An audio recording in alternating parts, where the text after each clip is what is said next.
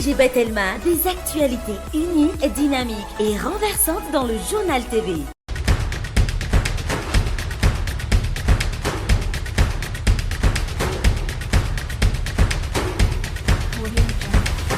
Noltranao ny fampalalam-baovao. INA, plus raffiné que jamais.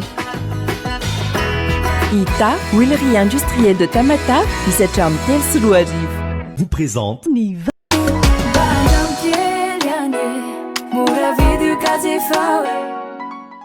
Manoltranao ny vaovao.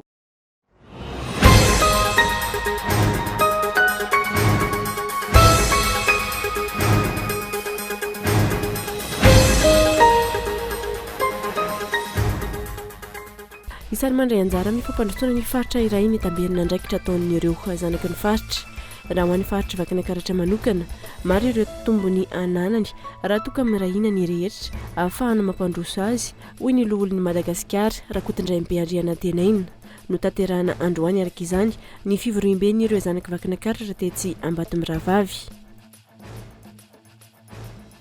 Tamin'ny 3 novambra lasa teo no voatifitra tany Thomas Nisedera tovolahy kely 12 taona. Tifitra izay natao jiolana nandritra ny asa fanendahana tao Thomasina. Ankehitriny tavelo amin'ny vatany Nisedera ilay bala ka mampanany sarotra ny fitsaboana raha nambarany reniny. Ankilany tsy misy intsony ny enti-manana ahafahana mitsabo an'i Nisedera ka angatahana fanampiana ho an'ireo malala-tanana. Tsy mbola tafarina ny fizahantany aoramena antsiranana amin'izao fotoana taorian'ny krizin'ny Covid-19 hoy ireo mpisehatra amin'ny fizahantany. Manoloana io napidana ny sarany tolotra izy ireo ahafahana mamelona indray ity sehatra ity. Lafo ny fiompiana soavaly oharina amin'ny fiompiana biby hafa hoy ireo mpiompy. Anton'izany ny fahalafosan'ny vidin'ny soavaly sy ireo pitsopitsony amin'ny fikarakarana azy raha ny fanazavana. Ho an'ny eto andrenivohitra manokana manana sarotra amin'ny fiompiana azy ireny ny fitadiavana toerana malalaka misy vilona na pâturage sy ny vilona izay isan'ny sakafo ilain'ny soavaly. Nahato vodomaika tamin'ny asany ny solombavambahoaka Eva Kaili filoha lefitry ny parlemanta eropeanina. Ity solombavambahoaka ity izay napetraka hanao fanadihadiana manokana mikasika ny ainy Belzika amin'ny kolikoly sy famitsim-bola nataon'ny Qatar tamin'ny parlemanta eropeanina. Olona maro no efa nalaina ambavany sy anaovana fanadihadiana mikasika ity raharaha ity amin'izao fotoana. Arahoary ny andinindinindreo.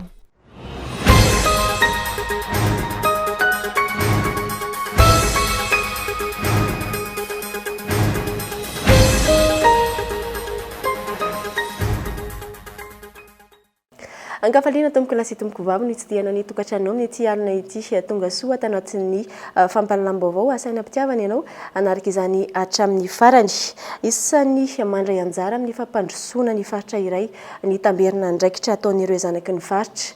Raha ho an'ny faritra vakana karatra manokana maro ireo tombony ananany raha toka amin'ny rahina ny rehetra ahafahana mampandroso azy hoy ny loholon'ny Madagasikara Rakotondraimbe Andriana Tenaina no tanterahana androany araka izany ny fivoriam-ben'ny ireo zanaky ny faritra vakana karatra tetsy Ambatombiravavy. Tena toerana fity nokolona.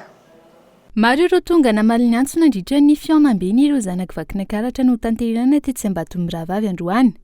Isan'ireo zanaky vakana karatra namaly ny antso ny loholon'ny Madagasikara Rakotondraimbe Andriana Tenaina. Zava-dehibe raha ny fanazavana ny tamberina andraikitra avy amin'ny faritra ny aviana ahafahana mampandroso io faritra io. Fa hoe tsy maintsy miasa tsika hampandrosoana le faritra sy ny firenena. Ary na zany na tsy zany misy tamberina andraikitra ihany amin'ny olona sy ny voaka avy eo amin'ny faritra vakana karatra io amin'le faritra. Zalo manateny zavatra be da be amin'ny faritra vakana karatra. Manatena zavatra be da be satria za mbola nahita amin'ny faritra vakana karatra nandroso be teo aloha tamin'ny taona 70 za mino fa raha miaraka mirahina raha manambatra ny traikefa sy ny fahaizana tokony ho tratro izay tanjona izay. isan'ireo faritra manan-karena zavatra maro ny faritra vakinakaratra ny firaisan-kina ny zanaky vakinakaratra ihany koa no ahafahana mitrandraka ny tombontsoan'ny faritra ary za mihevitra fa raha hoe raha mivondrona eo anivon'io fikambanana fiteva io mamerina sy mampatanjaka ny faritra vakinakaratra izy eo amin'ny lafiny maro samihafa indrindra ianareo mahafantatra fa ny faritra vakinakaratra dia faritra azo ambolena zavatra maro tokony hampiakatra farim-piainan'ny ny vahoaka izay moninao araka izany no tanterahina androany tetsy Ambatombo rahavavy ny fiaonam-beny ireo zanaky vakinakaratra efa volontaona izao no nitsangana ny fikambanan'ny mpianatra tanora ary olom-panjakana maro izay zanaky vakinakaratra no nivondrona teo anivon'ny fiteva na ny fikambanana ifanampiany niteraky vakinakaratra androany tamin'ny 3 novambra teo no voatifitra tao Tomasy ny CDR tovolahy kely 12 taona tifitra izay nataony Adiola nandritra ny asa fanendahana tao Tomasina ankehitriny tavela amin'ny vatany CDR ilay bala ka mampanano sarotra ny fitsaboana araka nambarany reniny ankilany tsy misy intsony ny entimanana ahafahana mitsabo an'ny CDR ka angatahana fanampiana ho an'ireo malala-tanana fitino koloina 12 taona zao irahirinirina CDR monina ao Tomasina ny ato tanteraka ny fianarana nanomboka tamin'ny fialan-tsasatry ny mpianatra iray volana izay vokatry ny tifitra izay nataon'ireo jiolaina nanao fanafiana tamin'io andro ny 3 novambra io no nitarika ny faharifony nao le zay zany nivarotra amoron-dalana dia nisy mpangalatra tratra nisy mpangalatra nanendaka dia nanendaka le mpangalatra nangalatra an'le moto dia ozy izy matsy an'le olona kira hoe aza miatsy vonjeo hoe la ozy izy fa tifirika amin'ny basy la raha vao miatsy vonjeo dia tonga dia nitifiriny le bandy dia avy eo tia zanako tia mivoa dia efa nitsirara tamin'ny tany izy no hitanay tsy vitany tany Tomasina le izy dia nalefa niakatra tiany nakeny Zerara fa natao radio izy dia efa natao escalier toherinandra ivetiny dia navokany hoe azo mody raha reo izy nefa izy mbola tsy nandidy ankehitriny tsy afaka manao na inona intsony CDR miato nefa ankehitriny ny fitsaboana sy ny vidim-panafody noho ny tsy fahampian'ny entimanana tokony iroso amin'ny fandidiana vonjomaika izy ireo saingy bolana ampiandrasana hatreto mijanona ao amin'ny vatan'ny CDR ihany koa hatramin'izao ilay bala nitifirana azy ankoatra ilay fery mihitatra mibotsina ny kibony ary mivoto ihany koa ny tapany ambany rehetra tapany ambany zao tsy maheno atsio amin'ny zatsito amin'ny tsatso maheno sisa fa ny tapany ambany tsy maheno ro mipipitsy mivoaka tsy maheno fa mandeha automatika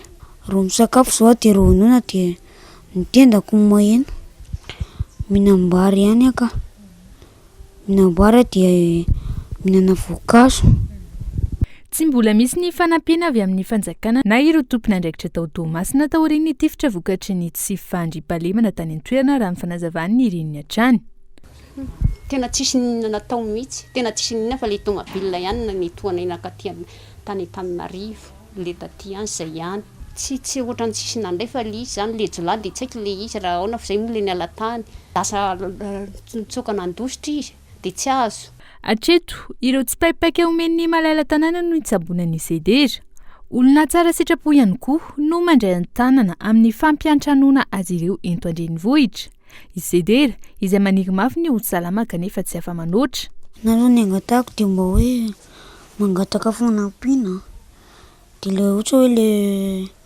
inona moa zao le tsy izy le hoentina mandehandeha mangataka fanampiana fanjakana dia mba zay olona malala rehetra sy mba manana malala-tanana fa zay zao tsy manam-bola ntsony hitsaboana anazy nefa izy mbola mitombo fitsaboana amin'ny 9 ny volana novambra ho avy izao no iverina iza-fahasalamana eny amin'ny hôpitaly CDR sy ny reniny raha ny fanazavana hatrany ny laharana 034 15 392 02 sy ny 33 92 669 no azahoana ny ireny CDR ho an'ireo hitondra fanampiana ho an'ny CDR amin'izao tsy fahasalamana izao eo amin'izay trangam-piarahamonina izay hatrany dia toy ny ilay raharaha famonoana ny Josepha Julio ankizilahy 15 taona tany Toliara. Mbola tsy nahita mangirana hoy ny reniny hatramin'izao ary hiara-ny fandrirarirana samihafa izy ireo. Miantso ny tompona andraikitra hijery akaiky ity raharaha namoizana ain'olona ity manoloana izany ny fianakaviany. Bonhomme Élysée, Kolo TV Toliara. Manoloana ny tsy mbola ahitana ny marina mahakasika ny famonoana tamin'ny fomba feno habibiana any Josepha Julio ankizilahy 15 taona tao amin'ny fokontany Besasavy distrikany Toliara faharoa iray volana mahery lasa izay dia mahatsapa ny fisian'ny endrika fanavakavahana amin'ny fandraisana antanana ity raharaha ity sy tsirambina ataony tompon'andraikitra ireo fianakaviana. Mafy dia mafy tokoa ny mahazo anay satria aty Toliara zany zahay dia iverina fa mpivahiny nefa fianarana ny dianay atio efa maro ny fanindritsindriana mahazo zahay fa iverina hoe vahiny nefa samy Madagasikara misy atsika nosy raiky malahelo zahay ka mitaky zay fitadiavana izay olo navandoza.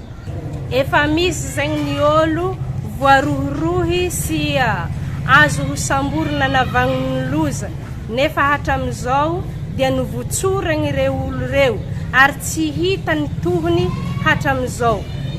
Efa nanao fitarainana zahay any amin'ny polisy any amin'ny fitsaragna nefa hatramizao zegny nahazo didy AST andeha hanamboragny olo reo hatramizao tsy mbola natao ilay fanamboragny olo reo ka zay no antony mampalahelo anay tondrasanay ny fitarainana. Miantso ny tompon'andraikitra mahefa izy ireo araka izany hijery ankaiky sy hanafaingana ity raharaha ity. Tegna malahelo dia malahelo za mahakasiky fahafatesany zaza izy tsy manantsiny eritreretiko hoe tsy misy lozy natao ary ny antao agnara-dalàna izazy matory tsara antragno fô tsy mizodizody idiragna antragno ka ataovagna herisetro vinogny amin'ny endriky feno habibiana. Tegna malahelo za ary mitaky fivoahany marigny mahakasiky raha io. Manao antso avy zay aminao Andriamatoa filoha Andrajoelina mba hijery ny mahazo anay tavatra ty Toliara. Io fatiny zandrinay io ny vonon'olona agnaty tragno zaza tsy manantsiny dia malahelo tokoa zahay amizay zavatra mahazo anay zay.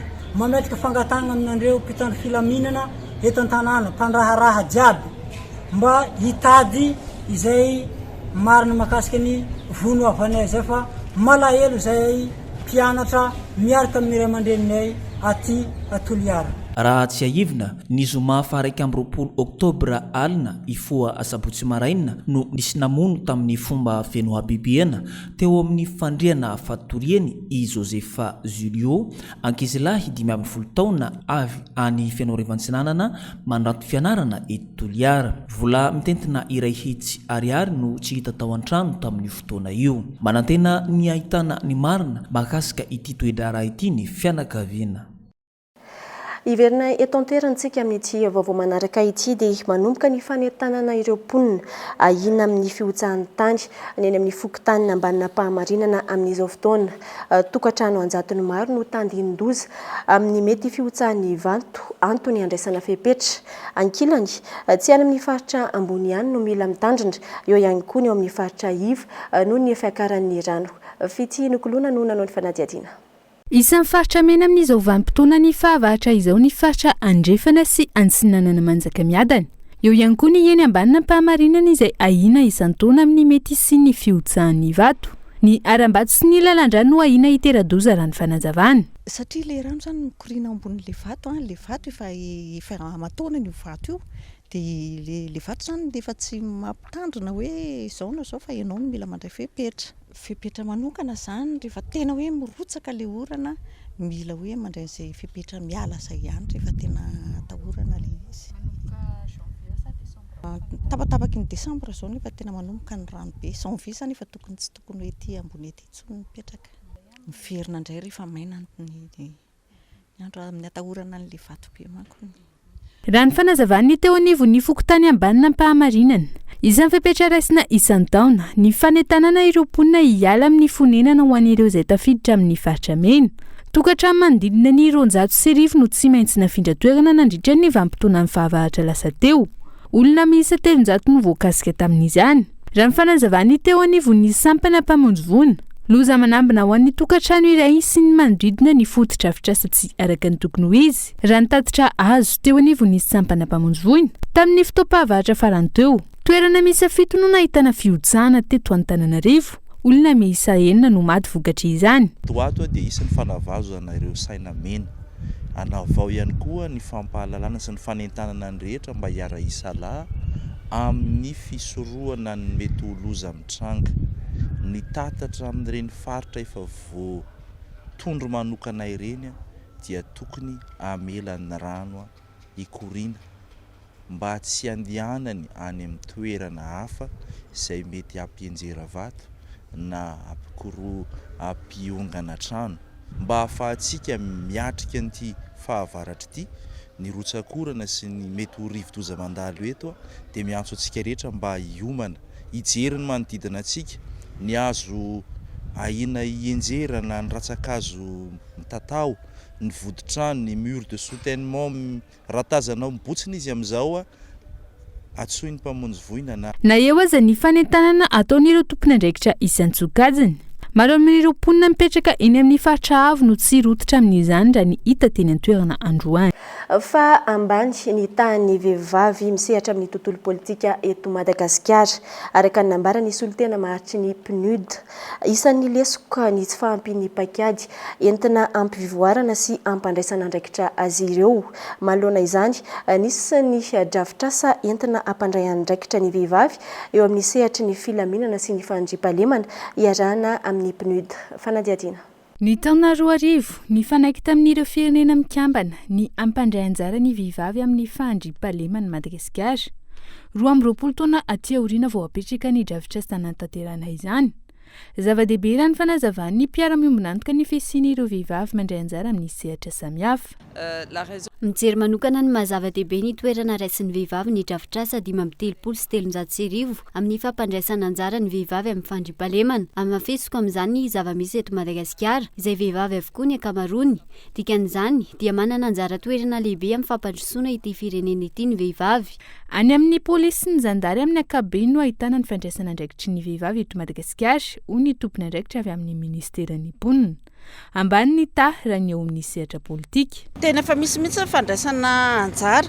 ary raha mahita isika izao efa maro ny vehivavy polisy ny vehivavy any anatin'ny gendarmerie pirenena ihany koa ary zareo tena anisan'ny mandray anjara mavitrika mihitsy ny tamin'ny fametrahana an'ity drafitrasa ity ho an'ny résolution 1325 ity ny fampidirana ny vehivavy ao anatin'ny sehatra ireny dia izay le fandraisana anjara mivantana ao anatin'ny resaka fandriampahalemana fa ho ihany koa zany ny fampandraisana anjara ny vehivavy amin'ny sehatra politika rehetrarehetra ihany koa ho avy izao ny resaka fifidianana isan-karazany dia tokony miditra ao anatin'izay le fandraisana anjara mivantana ny vehivavy amin'ny resaka fandriampahalemana nisy niatrikasa fampahafantarana ny drafitrasan'ny Madagasikara ho fampandraisana anjara ny vehivavy amin'ny sehatry ny fandriampahalemana na ny résolution 1325 indraimbava eo amin'ny fivoarany valanaretana Covid-19 eto Madagasikara dia miisa 330 ireo voamarina fa tratry ny valanaretana Covid-19 eto Madagasikara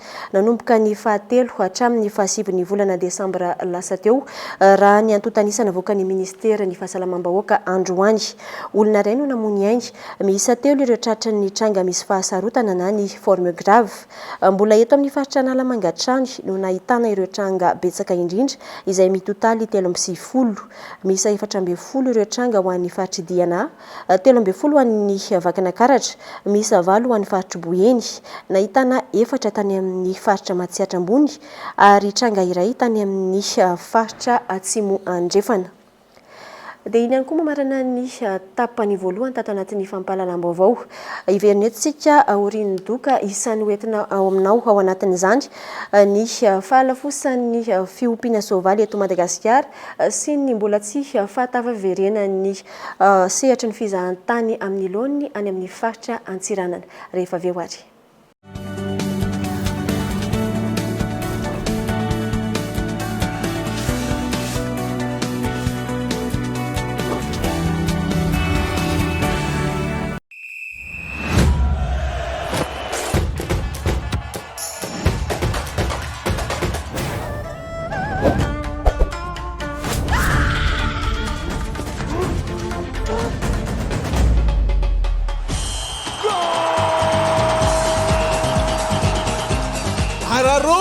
Gratos! Arao memempona amin'ny Telma TV ny Coupe du Monde. Mankanesa fotsiny any amin'ny Telma Shop na midira ao amin'ny telma.tv/foot dia mahazo Telma TV adiny iray memempona be zao ianao. Aza tara!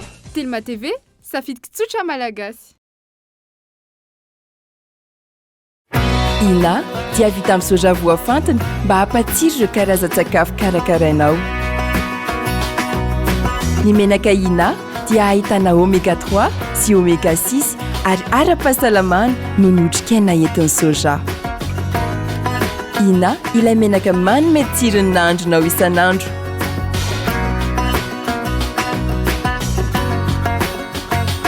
Ina, plus raffiné que jamais. Ita, huilerie industrielle de Tamata, misy hatramin'ny 3 sy 4 arivo.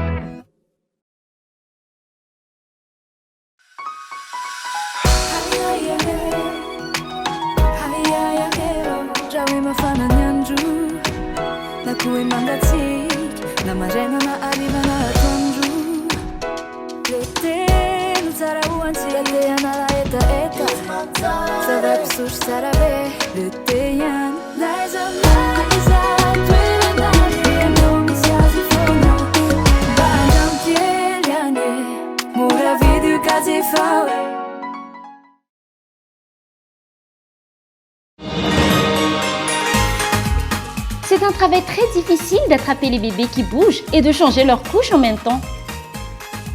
Avec la couche culotte molle fixe, changer les couches est maintenant très facile. Je la déchire et l'enlève là où je l'attrape. Je remonte la nouvelle en un instant. J'emballe la couche et la jette. Moi et mes bébés sommes heureuses. C'est ainsi que se propage le mouvement de bonheur molle fixe. Allez les beaux mamans, essayez la couche culotte pour bébé molle fixe. Rejoignez notre mouvement de bonheur. Molle fixe, grandir heureux.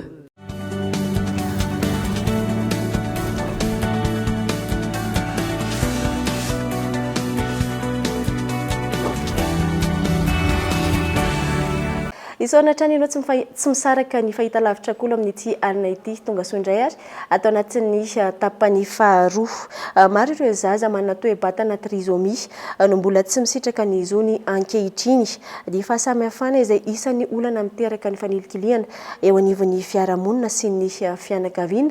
Antony nitsangana ny fikambanana tsy miankina izay miaro ny zon'ny zaza manana toe-batana trisomie. Fanampanazavana.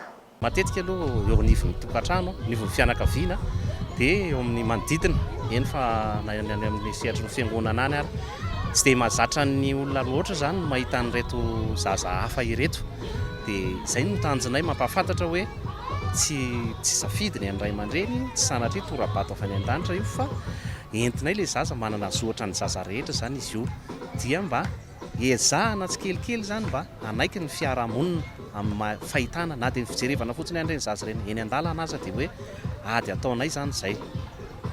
Anoizy antsika ny fampahalalam-baovao dia tsy mbola tafarina ny sehatry ny fizahantany Oramena Antsiranana amin'izao fotoana tahorian'ny krizin'ny Covid-19 hoy ireo mpisehatra amin'ny fizahantany. Manoloana io nampidina ny saran'ireo tolotra izay ahafahana mamelona indray ity sehatra ity ireo mpiantsehatra. Mbola mpizahatany malagasy no be mpankafy ary mampidi-bola be indrindra eto Oramena hatreto nanomboko tamin'ny confinement nakaty. Voalazana mpitatitra bajaj mitondra mpitsangatsangana avy any Diago makaty Oramena fa mbola marary ny sehatra ny fizahantany. Client amin'izao ty tsy dia misy loatra tsy karaha taloha.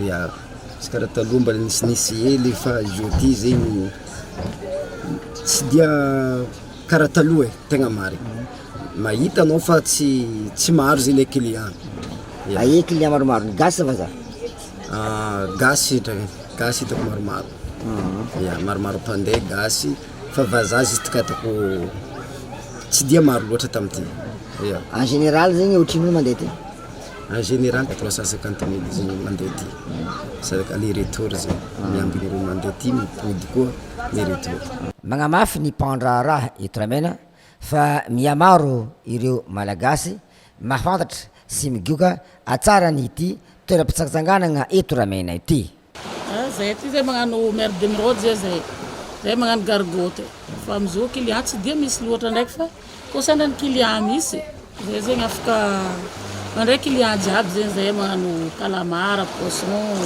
magnano menu complet zay tegna mahafapory le client eto ne fa zay zao mbola tsy dia misy raha loatra ty zay izy ankoatrany hanigny zegny excursion mer de mrode magnano bivouac zay Antalibe de magnano koa zegny zay bivouac koa mer de mrode magnano bivouac koa zegny zay miala a mer de mrode misy village de pêcheur zegny Antaravy agnaranany de ary koa zay magnano bivouac koa raha karaha zay tegna rabena izy olo tsisy vola mbola crise atsika raha karaha zay ya mangatoka fa tsy dianareo jiaby ay na tsy vazaha na gasy aby re mavita mitsidiky zay aty fô karaha zegny zay izy akory sécurité aminay aty zay aty tsy mangalatra zay parezy satria zay fa nazony confirmate zay tegna sahiragna ka zay zao tegna zay miassise tokoa amindreo lavitra misy olo mirabe ireo zay tegna tsy tianay zay misy raha safisafapa amindreo le nareo mandeha magnano bivouac igny ninareo pirogue sa ndreo milakana indesina ilakana izy zegny nay tompony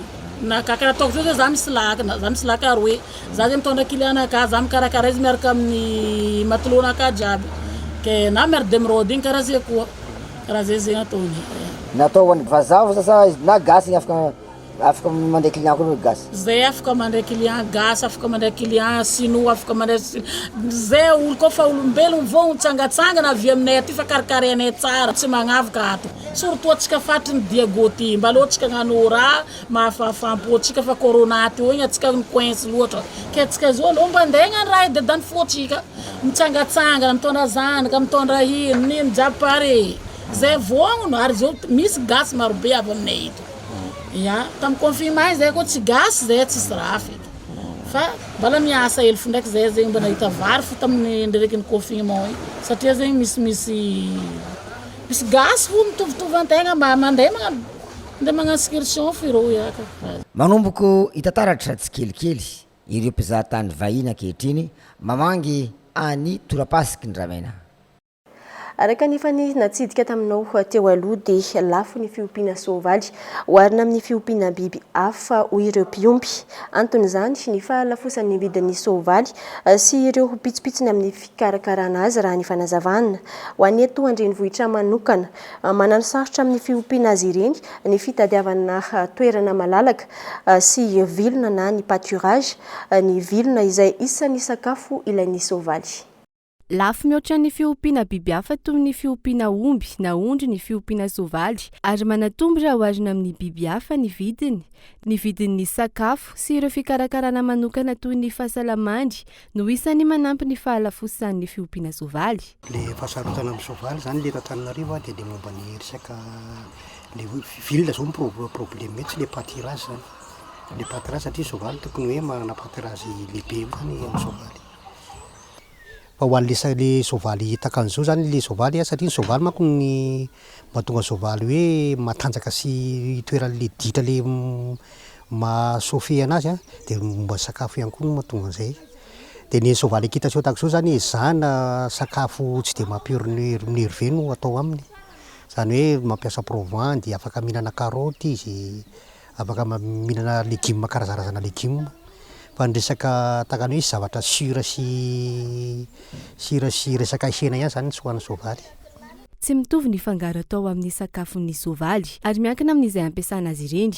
Tsy mitovy ohatra ny fangaro-tsakafo an'ny soavaly entina hanao course à plat sy ny fangaro-tsakafo an'ny soavaly izay anaovana équitation. Ny vilona no sakafo iraisan'ny soavaly izay sarotra ny mitady izany raha ny eto an-drenivohitra no jerena hoy hatrany ny fanazavana. Tsara ny voalohany indrindra na resaka vidiny aza aloha dia efa lafo. Dia ny korona soavaly zao eo amin'ny farafamy eo amin'ny 40 50 eo zany misy azy eo mahatratra 100 000 ny vidina soavaly iray. Dia ny faharoa zany raha tsy olona manana spécialité manana olona masarotra an'ilay olona zany hoe mipopy izy tsy vita hoe mipopy tsy tapany ombona koso. Hoy zany ilaina tena olona mahay zany mipy anazy. Ao mihitsy zany maraka masarotra anazy hoe amin'ilay malafo anazy a. En plus ny koa le soavaly eto Madagasikara zany efa lanilany zany le soavaly efa tsy dia takany taloha. Dia miakatra ny vidin'le soavaly. Kanefa le soavaly zany raha vao ohatra ka izy matanjaka nefa zavatra biby mora maty izy. Tsy aivina ho an'ny eto Antananarivo sy ny manodidina latsaky ny folo ny toerana ahitana fianarana mitaingina soavaly na fanaovana équitation ary manodidina ny 5 ny klioba mpiompy soavaly.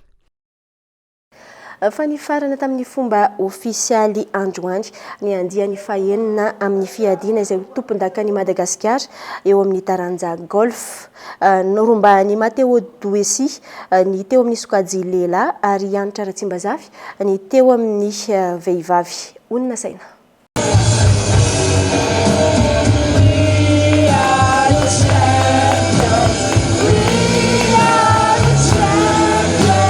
Noromban'ny Anitra Ratsimbazafy ny tompon-dakany Madagasikara teo amin'ny sokajy dame tamin'ity championnat de Madagascar de golf andiany fahenina ity. I Douessi Mateo kosa ny teo amin'ny sokajy lehilahy. Tena tsara be androany fa le olona milalao miaraka aminahy tena danger be mahay milalao tsara dia micombat foana dia zay. Les préparations tamin'ny la semaine dernière dia za tonga aty isaka maraina dia manao entraînement tsara kokoa zany. Faly be zany nge efa roa taona zao zaho mijanona faharoa dia zao mbola gagné tsika zay. Afaka mandeha pro za amin'ny fin d'année ity fa any an-davy za milalao golf. Araka izany ny farana androany andiany fahenina amin'ny championnat de Madagascar de golf izay nitontsaina teny amin'ny golf du Rova Andakana. Ny championnat en général zany tamin'ity hatramin'izao aloha hitako hoe bilan positif. Nafinaritra ny kilalao, nafinaritra ny terrain, tsara ny andro, betsaka ny participant. Tamin'ny au départ zany 160 ny inscrits, anatin'ny 160 zay 19 ny junior ary 141 ny amateur, ny professionnel moa efa 65 nisany. Tamin'ny vao nanomboka tamin'ny farany moa zany tamin'ny arrivé ataontsika ohatran'izany moa omaly ho an'ny catégorie maromaro dia 149 ny total, zany hoe nisy abandon vitsivitsy androany. Dia ny eto amintsika moa zany dia hita ihany koa efa hita fa mety tsara ny terrain, mety tsara koa ny mpilalao, donc fa positif zany fahitako anazy ny bilan championnat amin'izao. Liana ihany koa ny fampidirana ity taranja ity ho isan'ireo sport de démonstration amin'ny taona 2024 mandritra ny Jeux des Îles ho ny anivon'ny fédération. Notontosaina ny ariva teo ny dingan'ny famaranana nahafantarana izay hosolotena ny Antananarivo amin'ny cybergame contest iarahana amin'ny Cool TV FM. Koatra io tratra ny tanjona nandritra ny Manga Mania Festival no tanterahana teny Ankorondrano hoy ny mpikarakara nandritra ny famaranana ny hetsika androany. Ari ho an'ny champion kosa indray roulement de tambour s'il vous plaît, atsoko i TSN Yondaime champion national tamin'ity CGC ity CGC 2022 arabaina izy amin'izany performance na izy zany dia tsara tokoa ilay parcours atreto zany mitazona ny couronne zany i Yondaime araka izany mandra-pahatapitra nyity saison 2023 manaraka zay mitsidika ity indray moa zany. No tanterahana nandritra ny roa andro tetsy amin'ny canal Olympia ny fifanitsanana ho solotena ny faritra Analamanga amin'ny cybergame contest na ny CGC. Nafinaritra aloha fifaninanana na stressant be ary nafinaritra. Resaka niveau an'ny mpilalao indray niveau efa tena eo satria champion ny région tsirairay avy daholo ny lalao toy ireny dia niveau tena ao tena efa manao be daholo zala. Ny hitako tombony ho anahy angamba na manokana aloha za efa zatra lalao en tournoi zany va dire hoe sous pression sy situation na stress reny dia voagère kokoan'ory zalahy le stress. Miezaka foana aloha mikotrana foana satria ay hoe mbola betsaka no avy dia miezaka mikotrana foana isan'andro. Tratra ny tanjona ho ny mpikarakara ary hita taratra trany ny fivoaran'ny mpandray anjara tao anatin'izay taona natanterahana ny fifananana izay itoy ny hetsika. Amin'ny 2023 ndray zany fotoanantsika manaraka ko dia mikotrana dian'izao zany zalahy misy jeu de combat anankiroa ivoaka amin'ny heritaona SF6 dia Tekken 8 zany hoe misy zavatra intéressant be zany manana amin'ny ao anatin'izay rehetra izay dia manaraka indray fotoanantsika amin'ny J28 zany anarana amin'ny famelenana série fa tsy maka. Isan'ny hetsika no karakarain'ny Cool TV FM tamin'ity faran'ny herinandro ity ihany koa niaraka tamin'ireo mpiara-miasa aminy ny mangamanya festival no tanterahana teny Akorondrano. Tratra ny tanjona maro ireo namaly ny antso ho ny mpikarakara.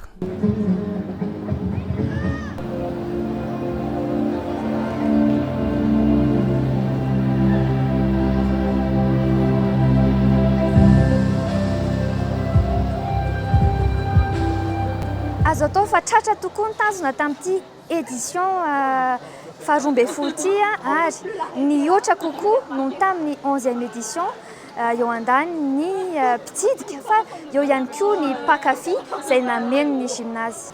Eto tsika no mamarina ny Mangamania festival 12e édition aty amin'ny gymnase Akorondrano.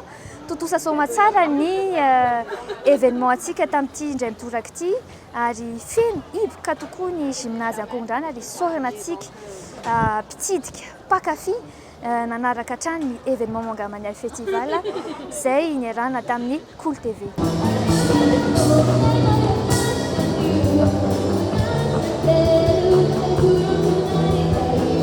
Tontolo ny fanatanjahantena fiadiana izay tompon-daka ny maneran-tany amin'ny taranjam-baolina kitra sambany teo amin'ny tantara tafaka hatramin'ny dingana manasa-dalana ny ekipa afrikanina tamin'ny alalan'ny Maroc izay naharesy iray no ohatra ny Portugal Al nahazo tapakila ihany koa i Frantsa rehefa nandavo ny Angleterre. Olona saina no manao fanadihadiana. Baolina tokana dia ampany akaran'ny Maroc amin'ny dingany manasa-dalana amin'ny fiadiana izay ho tompon-daka eran-tany eo amin'ny taranjam-baolina kitra. Lavin'izy ireo tamin'ny mokafoy iray no ohatra ny ekipan'ny Cristiano Ronaldo. Baolina izay maty teo amin'ny minitra faharoa amby efapolo. Nitady ny fomba rehetra anasalana anisan'ny Portugais teo amin'ny fizaram-potoana faharoa saingy maty teo amin'ny fiarovan-tena ny Marocanina ary namiratra ny mpiandry Jatopi. Lalao faharoa teo amin'izay dingany ampahifadalana izay no tanterahana omaly ihany koa ny feona teo amin'ny Frantsa sy Angleterre. Ry zareo frantsay no nanokatra anisa teo amin'ny minitra faha 17 ary io isaray no ohatra io no nentiny rototo tany ala sasatra. Voasala ny Anglisy izany teo amin'ny minitra faha 4 tamin'ny alalan'ny penalty nodaka ny Harry Kane.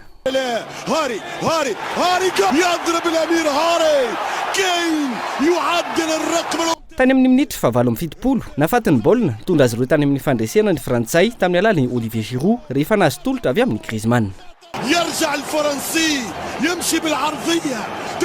Ny talata ho avy izao ny lalao manasa-dalana voalohany eona ny Argentina sy Croatie ary ny alarobia ny fiaonany eo amin'ny France sy Maroc.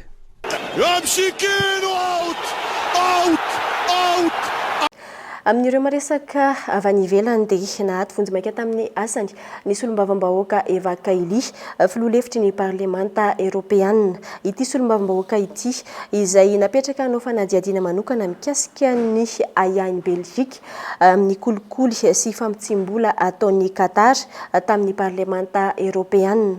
Olona maro no efa nalaina ambavany sy anaovana fanadihadiana mahakasika ity raharaha ity amin'izao fotoana. France 24.